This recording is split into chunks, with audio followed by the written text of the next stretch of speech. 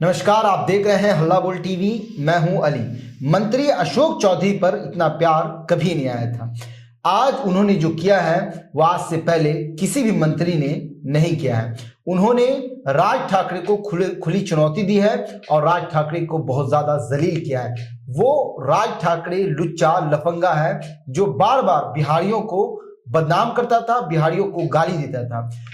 मंत्री अशोक चौधरी ने कहा कि मुंबई में बिहार भवन बनने से किसी का बाप भी नहीं रोक सकता है। आइए इस पूरे घटनाक्रम को समझते हैं कि आखिर क्या कुछ उन्होंने कहा है। हल्ला बोल टीवी के संपादक दीपक शर्मा से। देखिए, असद अली अगर इतने खुश हैं मंत्री अशोक चौधरी से, तो सचमुच बिहार के युवा सोचिए कितने खुश होंगे। बिल्कुल, अशोक चौधरी ने काम तो वैसा ही किया है जिससे उनके प्रति सम्मान का भाव जागेगा।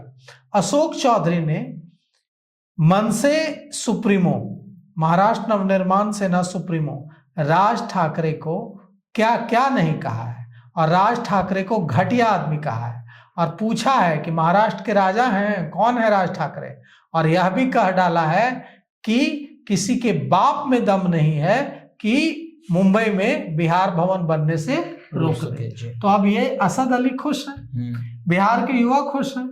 और मंत्री अशोक चौधरी ने क्यों कहा ऐसा? क्योंकि राज ठाकरे ने कहा था कि नहीं बनने देंगे बिहार में। राज ठाकरे की पार्टी के नेताओं ने कहा कि नहीं बनने देंगे बिहार भवन मुंबई में। बिहार भवन क्यों बन रहा है? बिहार भवन इसलिए बन रहा है ताकि बिहार के लोग, खासकर कैंसर से जूझ रहे लोग जो इलाज के लिए जाते हैं मुंबई, उनको रहने के लिए दिक्कत ना आए। वहां उनके लिए सैकड़ों बेड वाला हॉस्टल टाइप का बनाया जा रहा है जिसमें वो जाकर रह सके, रहने की व्यवस्था होगी। यह जो है बिहार भवन, इसमें अधिकारी भी रुक सकेंगे, नेता भी रुक सकेंगे और आम लोग भी रुक सकेंगे। और अगर ऐसा नहीं है कि सिर्फ बिहार भवन बनने जा रहा है, मुंबई में कई से उत्तर प्रदेश भवन है, कई सारे, मतलब हर राज्य के भवन है। हर राज्य का तो नहीं है लेकिन कई राज्यों का है, अक्सर कई राज्यों का है। तो उसमें एक बिहार भवन भी बनेगा। और वहां जो नेता हैं शिवसेना शिंदे गुट के संजय निरुपम, जो बिहार से हैं, मुंबई में बड़े मजबूत और मशहूर नेता हैं संजय निरुपम, उन्होंने कहा है कि बिहार भवन बनेगा तो इसमें क्या दिक्कत है। बिल्कुल, बिहार भवन अगर बनेगा तो ये मानवता से जुड़ा काम है कि कैंसर से जुड़े, कैंसर के इलाज के लिए सिलसिले में जो लोग यहाँ आएंगे उनको मदद मिलेगी। ऐसा अच्छा काम करने में तो सहयोग करना चाहिए। ये क्या कौन लोग हैं जो इसमें भी राजनीति कर रहे हैं? कैंसर के मरीजों से ज्यादा पीड़ा कौन झेलता है? अगर उनके इलाज में मदद होगी तो इसकी, ये तो मानवता से जुड़ा बड़ा अच्छा काम है। बिल्कुल। तो शिवसेना और मनसे, खासकर मनसे और शिवसेना ने इसका विरोध किया है, और इन पार्टियों के नेताओं ने कहा है कि मुंबई में बिहार भवन नहीं बनने देंगे। इस पर अशोक चौधरी आग बबूला हो गए, और अशोक चौधरी ने कहा है कि हुल्लड़बाजी छोड़ें, शांत रहें, मुंबई में बिहार भवन बनेगा। बिहार सरकार के मंत्री अशोक चौधरी ने मनसे और शिवसेना के नेताओं को खुली चेतावनी दी है और कहा है कि किसी के बाप में दम नहीं है जो बिहार भवन को बनने से रोक दे। ये लोग वहां के राजा हैं क्या ये राजतंत्र है?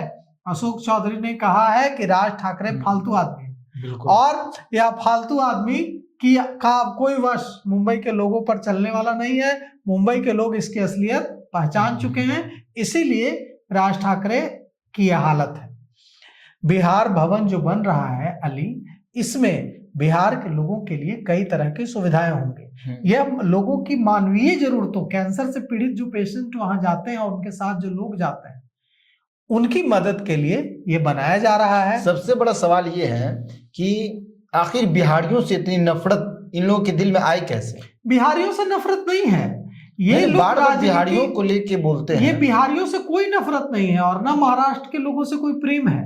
ये लोग राजनीति करना चाहते हैं, घटिया दर्जे की राजनीति करना चाहते हैं। इनको लगता है कि ऐसा बोलेंगे तो महाराष्ट्र के लोग खुश हो जाएंगे और महाराष्ट्र के लोग हमें वोट देंगे। लेकिन देखिए लोकसभा चुनाव में क्या हाल हुआ, विधानसभा चुनाव में क्या हाल हुआ राज ठाकरे का। लोकसभा चुनाव में हाल देख लिया, विधानसभा चुनाव में हाल देख लिया, बीएमसी में भी हाल देख लिया।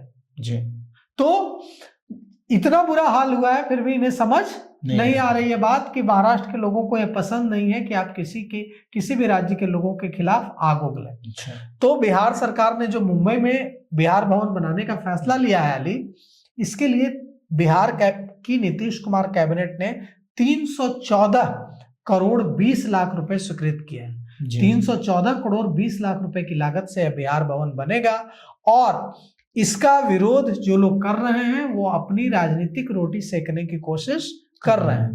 ये जो 314 करोड़ रुपए से जो बिहार भवन बनेगा वहां, उससे लोगों को फायदा होगा, आम लोगों को फायदा होगा। लेकिन अब वहां के मनसे के नेता क्या कर रहे हैं? वे कह रहे हैं कि नीतीश सरकार के पास अगर 314 करोड़ रुपए हैं तो वो बिहार के अस्पतालों को ठीक कराएं ताकि उन्हें किसी दूसरे राज्यों में जाने की जरूरत ना पड़े। अब सोचिए ये कैसी कैसी बात है। और उद्धव ठाकरे की शिवसेना ने भी कहा है कि ये जो है जब मुंबई की जमीनों को हड़पने का सिलसिला है। हालांकि इस विरोध के बीच शिवसेना शिंदे गुट के जो नेता हैं संजय निरुपम बिहार से ही हैं और उन्होंने वहां मजबूत नेता है, उन्होंने कहा है कि मनसे का विरोध करना गलत है। यह भवन कैंसर मरीजों और उनके साथ जो आने वाले लोग हैं उनके रहने के लिए बन रहा है। इसका विरोध बिल्कुल नहीं करना चाहिए, मानवता से जुड़ी एक पहल है। बिहार फाउंडेशन मुंबई के जो अध्यक्ष हैं कैसर खालिद, उन्होंने कहा है कि बिहार भवन के जरिए मुंबई में जो लोग आएंगे बिहार से कैंसर का इलाज कराने के लिए या दूसरे, उनको एक व्यवस्था मिलेगी। और बिहार भवन निर्माण विभाग के जो सचिव हैं कुमार रवि, उन्होंने कहा है कि यह जो भवन है यह एनवायरमेंट फ्रेंडली होगा, पर्यावरण के अनुकूल होगा, एनवायरमेंट फ्रेंडली होगा और यह भवन 30 मंजिला होगा। यह भवन जो है दक्षिण मुंबई के एल्फिंस्टन स्टेट में बन रहा है और यह मुंबई पोर्ट ट्रस्ट की जमीन है। 30 मंजिला इमारत बन रही है। 314 करोड़ 20 लाख रुपए इस पर खर्च होंगे और इमारत में बेसमेंट भी होगी और 30 मंजिला यह इमारत होगी। इसकी ऊंचाई 69 मीटर होगी, 178 कमरे होंगे इसमें और 240 बेड वाला एक विशेष छात्रावास बनेगा जिसमें मुंबई में इलाज कराने आए लोग, मरीज और उनके परिजन रह पाएंगे। और ये जो पहल है यह मानवता से जुड़ी पहल है और इसका सभी पार्टियों को स्वागत करना चाहिए। आज अशोक चौधरी ने जो खरी सुनाई है राज ठाकरे को, यह एक बेहतरीन बयान है अशोक चौधरी का। और जिस तरह से आपने कहा है कि मजा आ गया और आप खुश हैं, इसी तरह से बिहार के लोग भी आज खुश होंगे। जी, तो सुना आपने किस तरह से अशोक चौधरी ने ईंट का जवाब पत्थर से दिया है और राज ठाकरे के खिलाफ ऐसी बातें कही हैं जिससे वो खुद शर्मिंदा हो जाएगा। तो इस पूरे मामले पर आपकी क्या राय है? अपनी राय कमेंट बॉक्स में जरूर दें। तो फिलहाल इस पेशकश में इतना ही। आए की खबरों के लिए बने रहे हल्ला बोल टीवी के साथ। धन्यवाद।